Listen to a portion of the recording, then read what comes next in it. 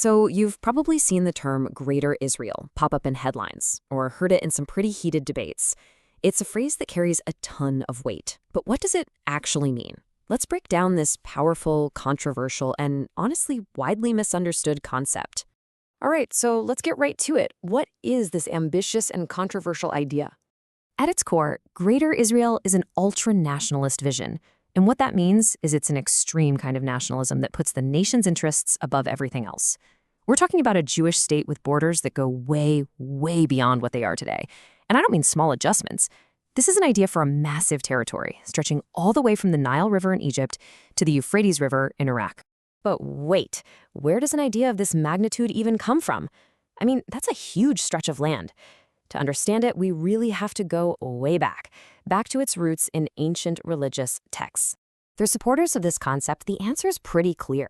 They point straight to the Hebrew Bible. They argue that these texts describe a promised land that was divinely granted to the Jewish people, and that this land is much, much larger than modern Israel. For them, this isn't just about politics. It's about fulfilling what they see as a spiritual duty. But here's where it gets really interesting, a crucial detail you might not know. The Bible doesn't just give one map. It actually presents two very different versions of the promise. You've got the first one, given to Abram in Genesis. That's the huge, sweeping territory we just talked about. Then there's a second one given to Moses in the book of Numbers, which lays out much more specific and, frankly, smaller borders for the settlement of Canaan. And this right here, this is the key verse from Genesis that really fuels that maximalist vision. It's what's known as an unconditional covenant. Basically, a grand promise with no strings attached, a territory defined by two great rivers. This is the foundational text for the most expansive version of Greater Israel. So how do you reconcile these two different promises? Well, a great way to think about it is like this. The smaller, more practical territory for Moses fits right inside the larger, unconditional promise made to Abram, kind of like a single room inside a much, much larger house.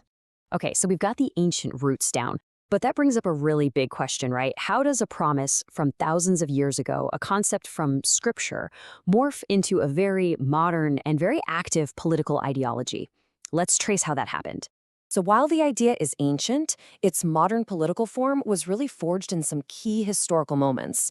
After the Six-Day War in 1967, when Israel took control of a lot of new territory, the concept just exploded into the public sphere. And fast forward to today, it's being openly discussed and even endorsed at the highest levels of the Israeli government. And check out this quote. It's from an advertisement signed by prominent Israeli intellectuals right after that 1967 war, and it just perfectly captures the mood of that moment. They're framing holding onto these new territories not as some strategic choice, but as a national and historical duty, on the same level as the existence of the state itself. That's a huge statement. And that brings us right up to the present. You know, this isn't just some dusty historical or theological debate. Let's dig into how this ideology is influencing policy, politics, and actions on the ground right now. And make no mistake, this idea is not on the political fringe anymore. I mean, when Prime Minister Benjamin Netanyahu was asked recently if he identified with the concept, he replied very much, and he framed it as a generational mission. So you're hearing this idea articulated from the very top.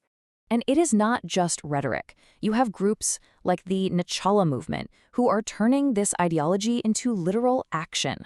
Their entire stated goal is to settle what they see as the whole land of Israel. They organize what they call settlement groups to build new communities. And since the events of October 7th, their focus has really intensified on the Jewish resettlement of Gaza. So, as you can probably imagine, a vision this big doesn't exactly exist in a vacuum. So why does the concept of Greater Israel set off so many alarm bells across the region and really around the world? From a critical perspective, the idea is seen as a direct threat to peace and stability. Opponents view it as a blueprint for territorial expansion that, by its very nature, rejects negotiated peace deals, violates international law, and risks sparking a much, much wider conflict. To really understand the stakes, you just have to look at the map. The full vision includes all of modern-day Israel, the West Bank, and Gaza. Okay, but it also includes big chunks of several other sovereign nations. We're talking parts of Lebanon, of Syria, of Jordan, parts of Egypt, and even Iraq. The sheer scale of this claim is exactly why it's seen as so incredibly destabilizing. So we are left with this fundamental question that really gets to the heart of the issue. Is Greater Israel the fulfillment of a divine promise and a historical right? Or is it a political blueprint for permanent conflict? That's the core tension here, and it's something to really think about.